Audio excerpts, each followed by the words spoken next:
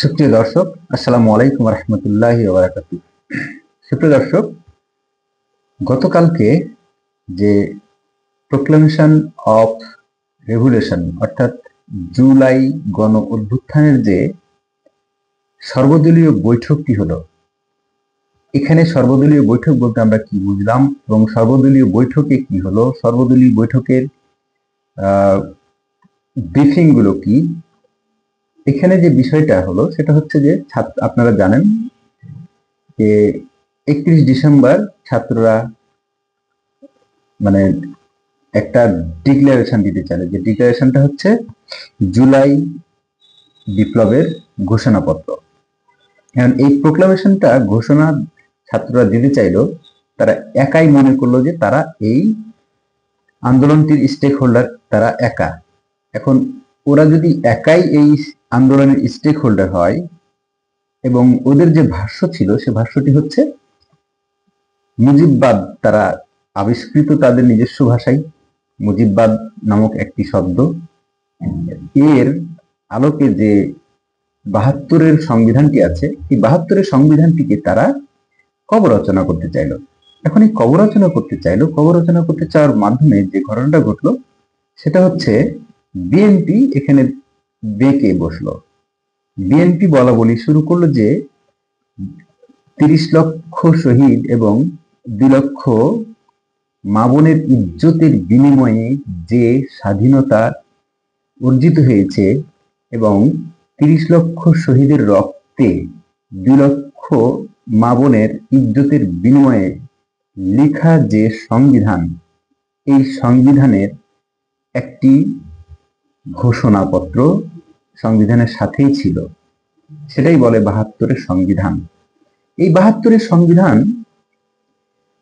এর তাৎপর্যটা এতই গুরুত্বপূর্ণ, যারা মনে করে যে আমরা 71-এর চেতনায় বিশ্বাসী, এই 72-এর সংবিধানটি এতই গুরুত্বপূর্ণ, যারা মনে করে যে এই স্বাধীনতা যুদ্ধে তাদের অংশগ্রহণ এবং বাংলাদেশের মুক্তিকামী মানুষদের এটা একটা চাওয়া পাওয়ার সর্বশেষ স্থল।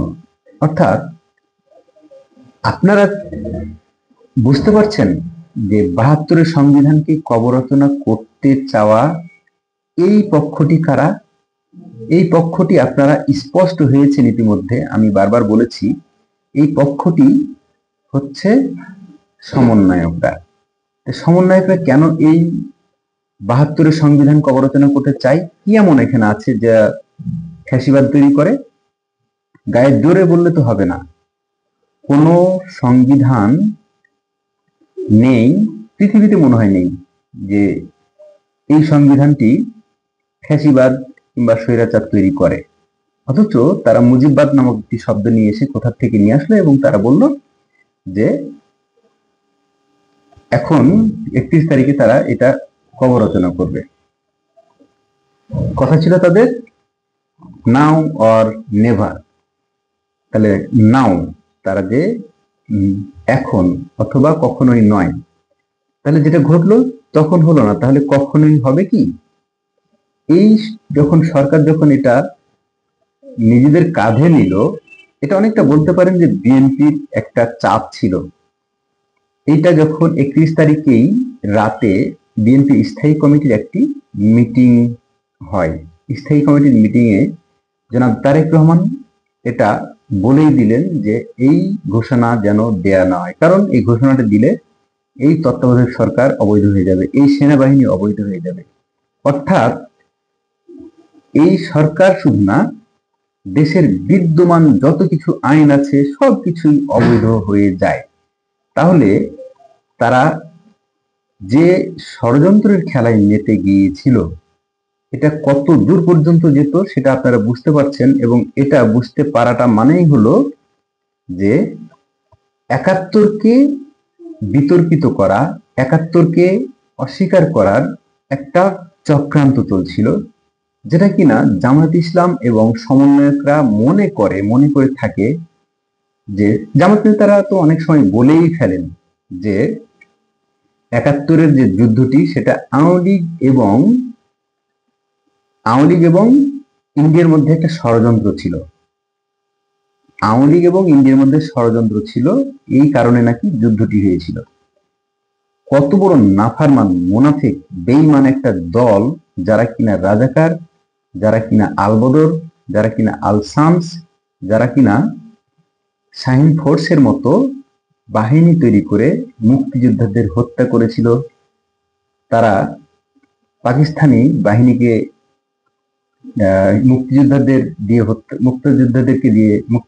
মুক্তিযোদ্ধাদের হত্যা করিয়েছে এবং অনেক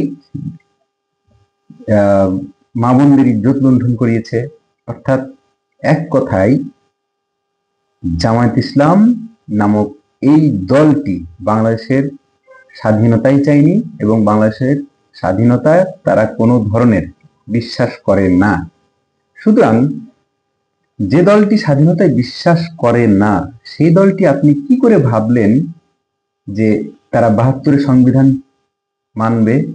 তারা মনে করে ৭২-এর সংবিধান থাকলে বরং তারা সব সময় যুদ্ধ অপরাধীদের তালিকায় কাতারে তাদের নাম থাকে এবং এই তকমা কিয়ামত পর্যন্ত তারা মুছে ফেলতে পারবে না।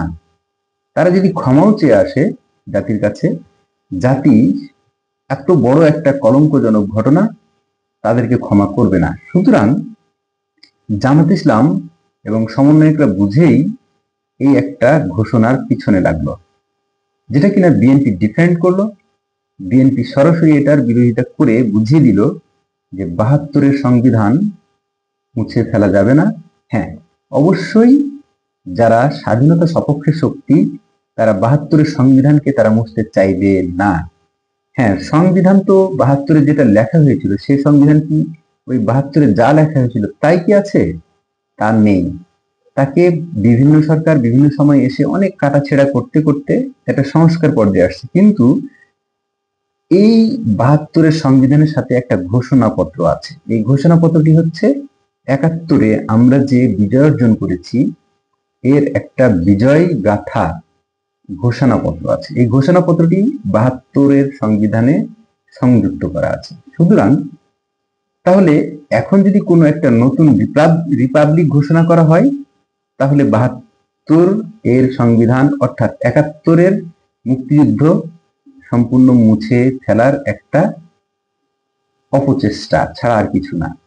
বিএনপি গতকালকে সর্বদলীয় বৈঠকে নামে মাত্র গেল এবং বিএনপির জনাব সালাউদ্দিন সাহেব, উনি একজন বিএনপির খুবই গুরুত্বপূর্ণ নেতা, উনি বের হয়ে এসে বললেন যে এটা আসলে এতদিন পরে কতটুকু এটার যৌক্তিকতা আছে, আদৌ আছে কিনা।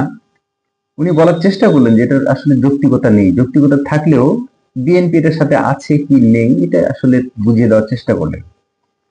সুতরাং প্রথমে তো বিএনপি যেতেই চাইলো না, বিএনপি প্রথমে লাল কার্ড দেখাই দিল। তারপরে যখন সরকার, যেটা আমাদের মধ্যে খবর পেয়েছি, খবর আছে, আমরা জানি বিএনপিকে ম্যানেজ করা হয়েছে এর মধ্যে এই সর্বদলীয় বৈঠকে। তাহলে এই সর্বদলীয় বৈঠকে ছিল কারা? বিএনপি তো থেকেও নাই। এদিকে যারা সমন্বয়ক তারা তো থাকবেই, তাদেরই তো এই ঘোষণা, তাদেরই তো প্রয়োজন।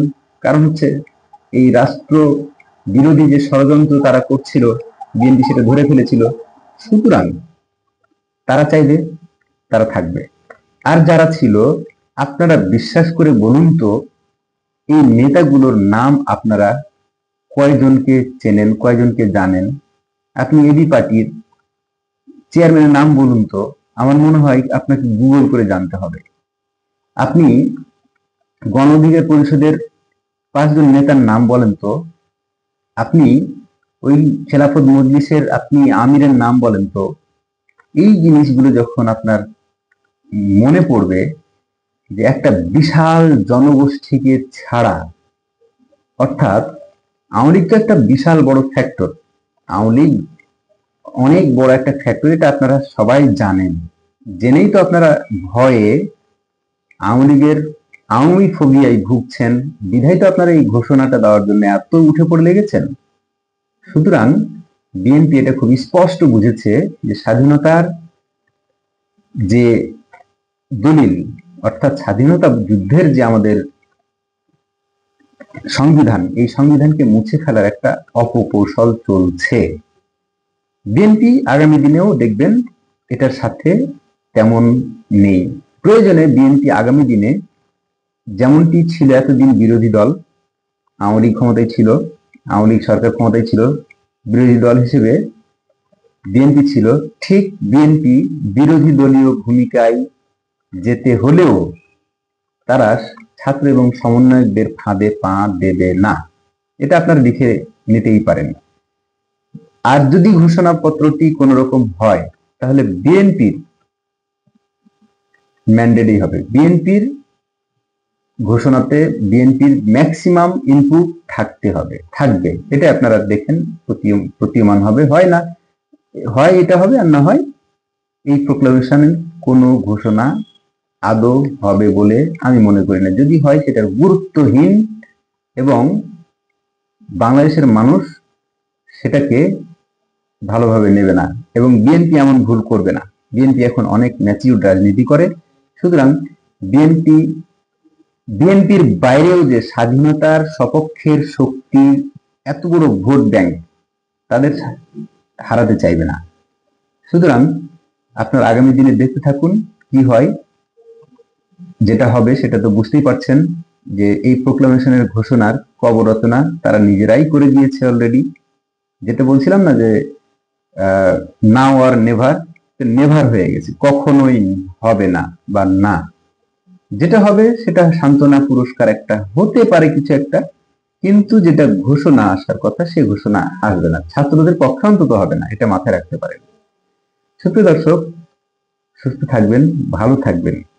আমি বারবার বলি, চোখ, কান, নাক সব সজাগ রাখুন। কারণ হচ্ছে আপনার দেশটিকে আপনি ভালোবাসেন, আমি ভালোবাসি। আপনার দেশটিকে রক্ষা করা এবং এই দেশটির বিরুদ্ধে কেউ ষড়যন্ত্র করবে, এই ষড়যন্ত্র যাতে কেউ করতে না পারে, তাতে আপনারা স্বাধীনতা সপক্ষের শক্তির সাথে থাকুন। সুপ্রিয় দর্শক, আজকে এ পর্যন্তই। আসসালামু আলাইকুম ওয়া রাহমাতুল্লাহি ওয়া বারাকাতুহু।